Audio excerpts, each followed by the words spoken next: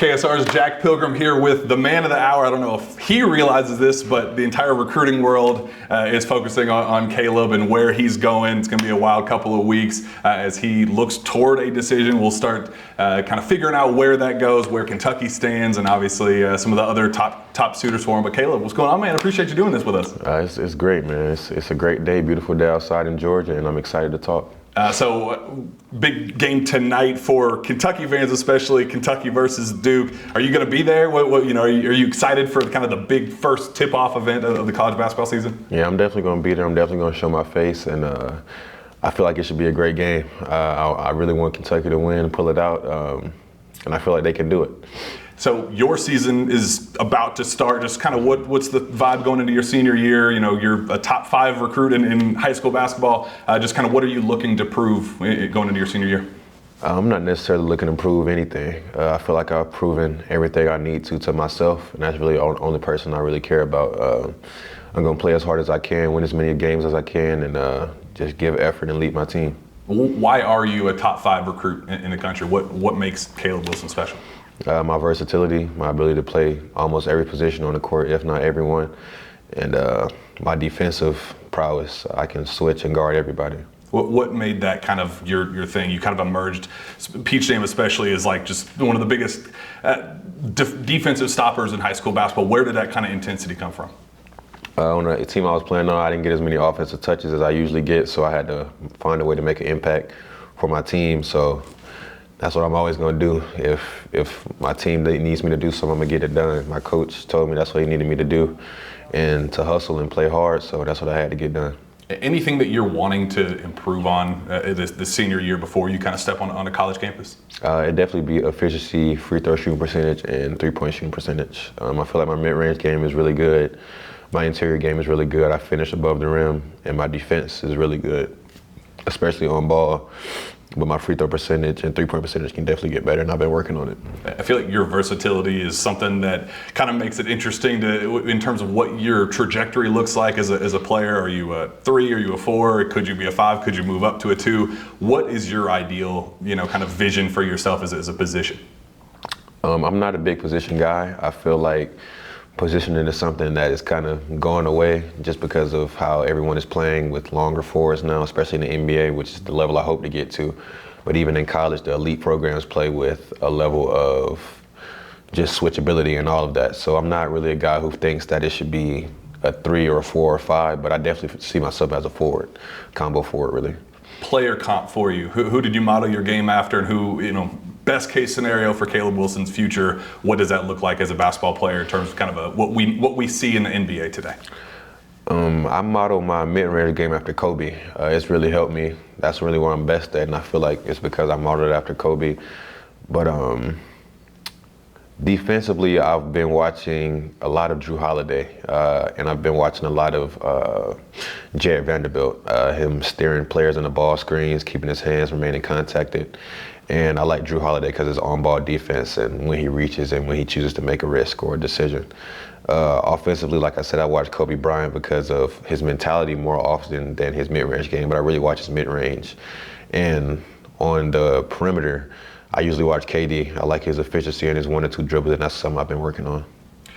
Switching gears to your recruitment, do you feel the excitement building toward fans of every school that's on your list kind of building toward it's about to be Caleb time? Do you kind of feel that from your perspective, and do you kind of buy into it? It's kind of feels good to get that spotlight a little bit. Yeah, this is the last decision I'll be able to make for my future in my entire basketball career. Really, that's how I see it.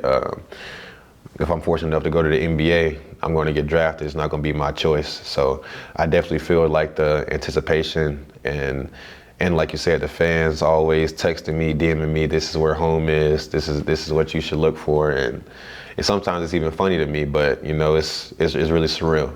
I never thought I'd be in this place.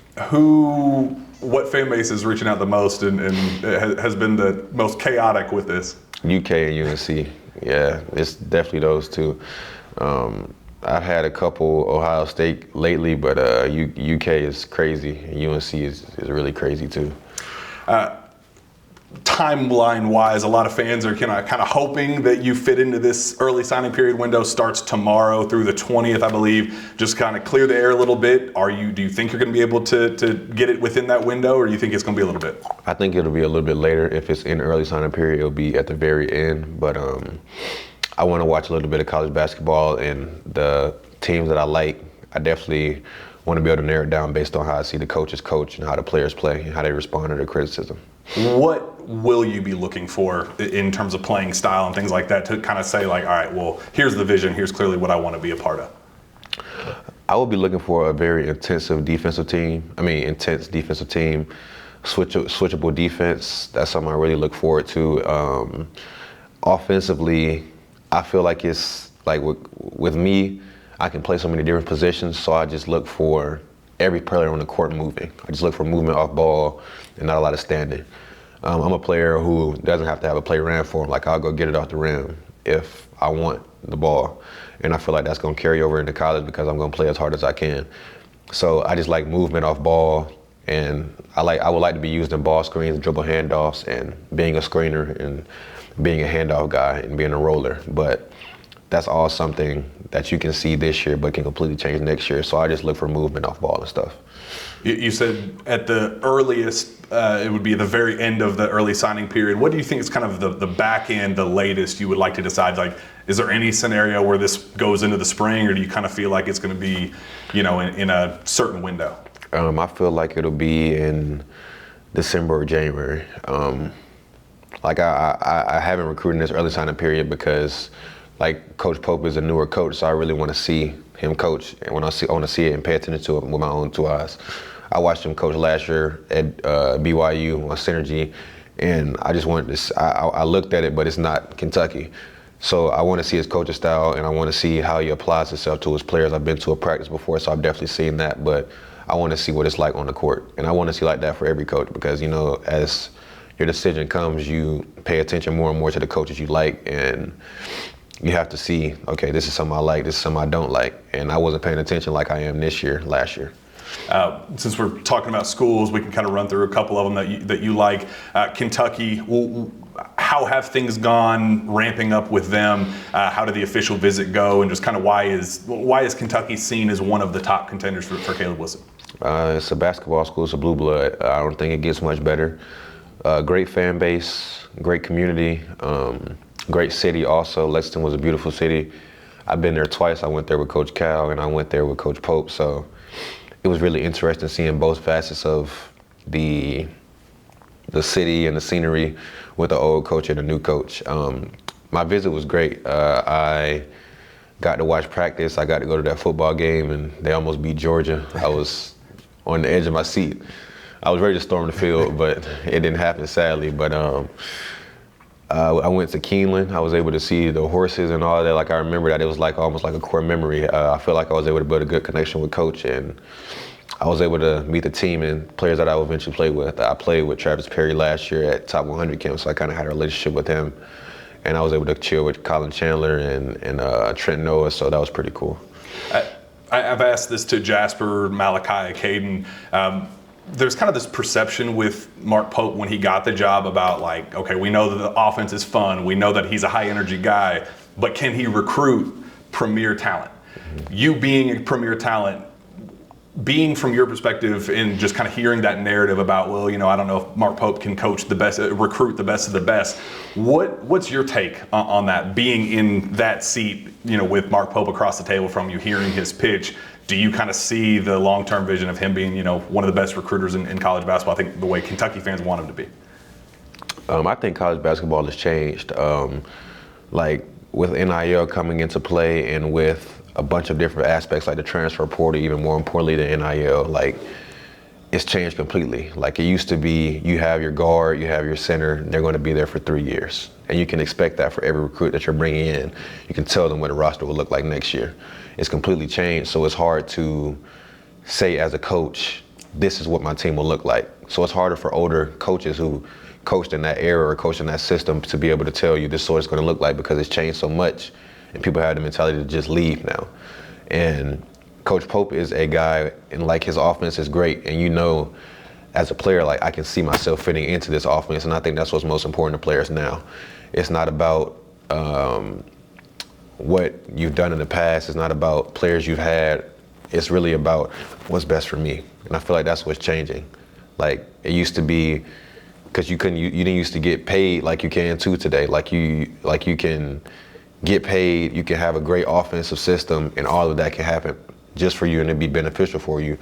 But as I was saying, Coach Pope is a great recruiter. He coaches with energy, he recruits with energy.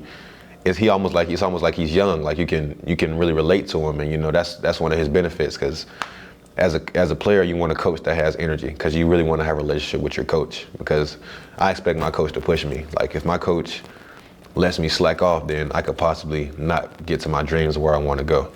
So I want my coach to push me. I want my coach to have energy, and that's what is good for Coach Pope. Like he constantly has energy.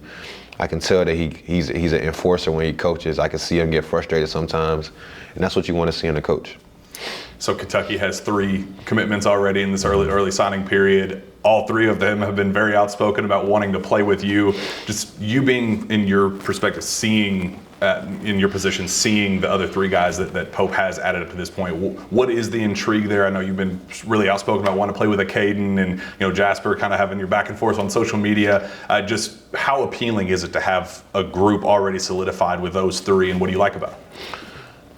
I definitely love it. I love having the ability to go into college with other freshmen, so it's not as hard of an experience. Like you're going into college expecting it to be a tough time. Like I'm a freshman, it's like starting over in high school. I remember my freshman year of high school, I remember crying after some practices because it was so tough for me. And I expect that in college, because you're dealing with grown men, you're dealing with older guys, like it's going to be tough.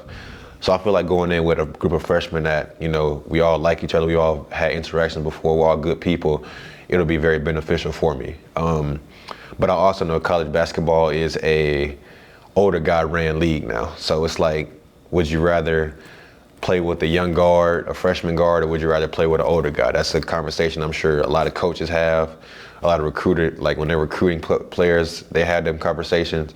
So you know that although I'm cool with these guys and although I like these guys, they're great people, am I going to be on the court with them at the same time? Because we are all trying to get there.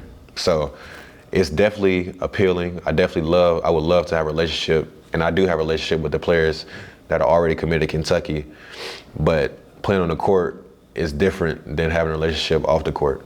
And I kind of started to realize that the more and more I've watched college basketball this year and talked to the players that I'll eventually be playing with if I do commit to Kentucky. Seeing those 3, just give kind of a mini scouting report for all 3. What is Kentucky getting in Caden Lewis, Jasper Johnson, Malachi Marino? Well, Caden is craftiness. He's really creative, a left-handed guard, so it's really hard to guard him. He's awkward.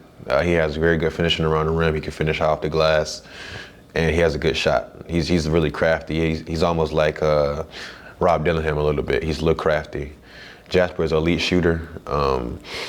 He's an elite shooter. He actually can play defense. Some people say that he can't, but he can definitely play defense. He's really long and limber, but aren't we all? We're in high school, so. But he's definitely an elite player. Malachi, I've played with Malachi before, and I was at USA camp with him. Malachi is a very skilled big man. He plays with great pace and great footwork, and he's open to passing out the post, which is really good. That night, social media, when Caden's putting out the eye emojis and Jasper saying come unfinished business with AAU, does that help at all with the having them pushing as hard as they are to bring you in? And just kind of what was the backstory of that night when you had BBN hanging on by the edge of its seat? That night we were all talking to each other because I think at that point Jasper had already committed, so I was just talking to Jasper about what he liked about Kentucky, because he's a hometown kid. So I felt like you're kind of obligated to like the school. You're a hometown kid, so you're kind of obligated to like the school. But I was just trying to see how he felt about the new coach, like going from Coach Calipari to Coach Pope and still committing to the UK. You kind of have to have some ties to the actual school. So I just talked to him about that, and I kind of like what he said. I like what he was telling me about how he felt like he had a relationship to the community and how he felt like Coach Pope was a good coach and how he believed in him. And me and Caden were talking about, all of us were in a group chat. It was all three of us. We were just talking about it, and we just put it on social media. That's all we did. It was very fun, but very stressful dealing with the aftermath of BBN. Going, well, we got to be getting Caleb, right? He wouldn't be saying that if we're going to be getting Caleb. So thanks for that. I appreciate that. You talked about Cal. You talked about, you visited Kentucky with Cal, now transitioning to Arkansas. He's obviously pushing all of his chips in on you as well.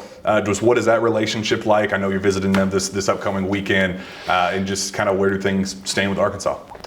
I really have never considered or thought about Arkansas before Coach Cal went there, so I'm not really in tune with the school or anything like that. Like I never thought I would even be interested in Arkansas. It's just like I never knew anything about them. I never knew they was even in the SEC until like a year ago. But I'm definitely intrigued. I think that Coach Cal is a great coach, a historically great coach, and you definitely have to give him a look. He just got to commit from elite, so he's bringing in one of those classes again where he has a bunch of elite players. I'm interested to see how he feels about the players he has now with those two players coming in, because it can kind of be overwhelming, especially at the guard position with the guards that he has and the guards that he's bringing in. But I'm interested to talk to him about it. He's talked to me about trying to make sure that I am like a focal point of his offense, like a creator, and I feel like that would be a good role for me. I feel like I'm unselfish and I'm able to create for others and for myself, so I'm definitely intrigued. How does the brand of Cal at Kentucky change versus Cal at Arkansas? Like, does that change at all? Is it kind of like a package deal where it's like, well, I love Cal, but I also love the blue blood approach at Kentucky versus the, kind of some of the uncertainties with Arkansas with Coach Cal, Hall of Famer, NBA draft guy. How do you kind of balance those two things with the not necessarily having the same blue blood brand at Arkansas? I feel like a blue blood, you really can't go around that. It's like a coach is at a blue blood, but they don't make the blue blood, in my opinion. When Dean Smith left UNC, for example, another coach came in. It's still UNC. Some schools, they will have a coach that comes in and changes the entire program, but you're still not considered a blue blood.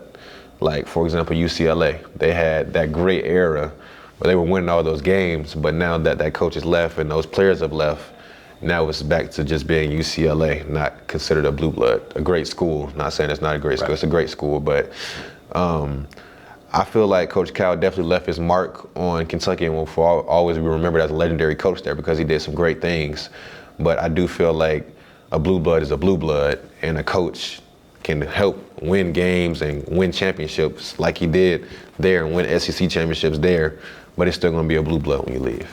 Speaking of blue bloods, UNC is another one of those schools that's going all in on you. Just where do things stand with them and just kind of the level of interest with another blue blood in the Tar Heels? I love UNC. I love Coach Davis. He is a very eccentric and energetic person also, and he's very serious. I like how intense he is in practice. I took an unofficial there earlier this year, and he was extremely intense in practice, and I liked it. I was like I said, this is what I want. Like I don't want to be anything to be given to me. I want to take everything from everybody who stands in my way, and that's just the type of person I am. I don't want anything to be handed to me at all. And I feel like in a situation where a coach is pushing you, you have teammates competing with you every day at practice, it could definitely be good for you. Ohio State coming off a visit there, just where do things stand with them? That's kind of one of those that hasn't been discussed as much in terms of your recruitment. Just how'd you like Columbus? It was a great place, a great fast-growing city, also extremely different football atmosphere. Great team. It was cold up there though, man. It was cold, but I'm not a guy who likes the cold, but you got to deal with it. You never know. But it was definitely a great visit. It was a great environment. Coach Diebler is a great young coach. He was able to show me some of the stuff that he's looking forward to using me in if I eventually decide to commit to Ohio State. And I feel like it was very beneficial for me. Georgia Tech's obviously another one as well. Hometown school, drove past it, on my way here to Atlanta. Where do things stand with the hometown school? I like Georgia Tech. Coach Stoudemire is a new coach, not a young coach though. has a history in the NBA, so I definitely feel like that's definitely important. But other coaches that I'm getting recruited by have that too. So it's not like a separating factor, but I definitely feel like that's important. Like you've seen where I want to go. And so and it's a hometown school, so I definitely want to give it a shot or a look. Tennessee as well has also kind of been there in the mix. Just what are things saying with them, and what do you think about the Volunteers? I did not know Tennessee and Kentucky were rivals until I went on that visit, and that was hilarious. But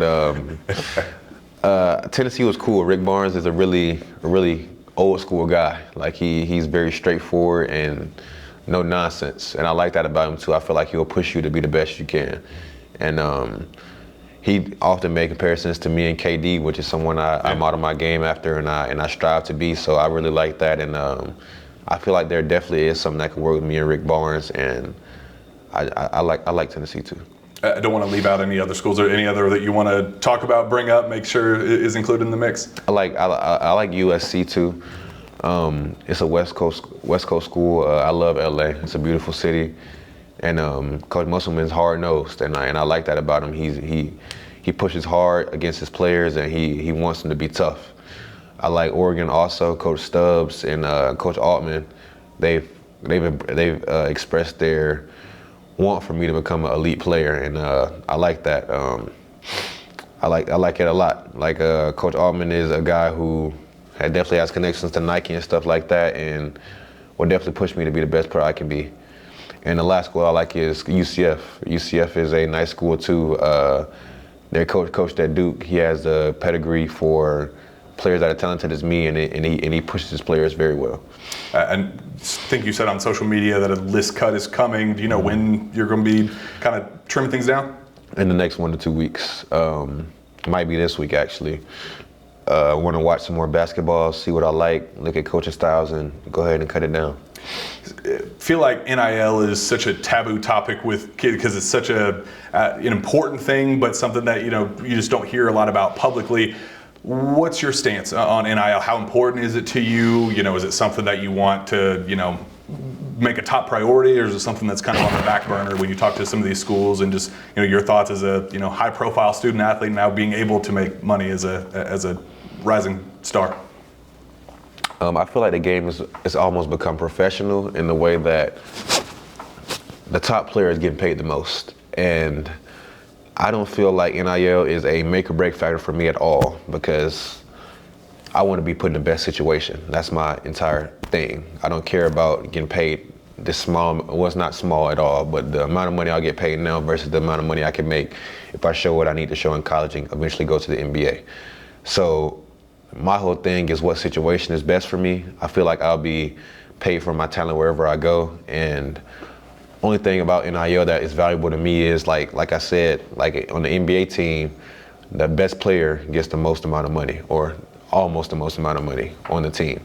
So if I am being brought in to be an elite player or one of the best players on the team, if not the best, I just want to be paid like that. Whether that's a certain amount of money that's lower than another school or it's higher than another school, but it's on that team is a good amount. So you will not be going to the highest bidder, unlike the message board rumors that are out there. People on Twitter saying Caleb Wilson is just going to go to whoever. So that's clearly not the case, right? No, I'm not a dude selling himself for money. That's not the type of guy I am. I never will be, and I'm a guy who believes in God, and I hope He guides me into the decision that is best for me. But I'm never going to make a decision straight off of money. I feel like that's not smart, especially in the situation I'm in. It's a very small window for me to make that jump to the next level. And whatever situation I feel is best for me is where I will go. I don't feel like money is something that is going to make me or break me, especially at this young age. Like whatever amount of money I get is substantial. Nobody has seen that type of money in my life. I definitely haven't, or even my parents. I come from humble beginnings, so money isn't it's not going to be everything for me. It never will be. So what is going to be the determined, like what's going to be the one moment for you where you go, this is home, I'm ready to make my decision, this is where, I want to kind of push my chips in on for my future? That will happen when I see something I like a lot from a coach. I talk to players on the team and they give me a similar answer of what a coach is giving to them, how a coach is pushing them, and also just seeing how the team plays consistently. One thing I love about college basketball is conference play. I feel like it's the most truth-telling time of the season. Like, you are playing against people that you're going to play once or twice, more than likely twice, and you're seeing them and you're watching them, and I have to be better than you. I have to execute. I have to do this, because you already know. You've seen it. You've seen me. You played me before. And I feel like when you're watching a team play like that, you can really get a feel of how do these players feel? How is this coach pushing them? What makes these players go? What makes the coach go? Like, I feel like that's definitely going to be important for me. Let's get you out of here with this. What is the school of your choice going to be getting in Caleb Wilson? What's the message to the fan base that ultimately gets you whenever that time does come? You're gonna get the hardest working dude in the country, man. I'm gonna be in the gym in the morning, at night, before practice, after practice, and that's what I can guarantee you. I will never not give my all for the team, and I'm gonna be a leader on the team. No matter if I'm the number 1 guy or the number 12 guy, I'm gonna be a leader. That's my thing. Caleb, man, this was a blast. We appreciate you coming on with us as always, and we'll see you at State Farm Arena tonight. For sure.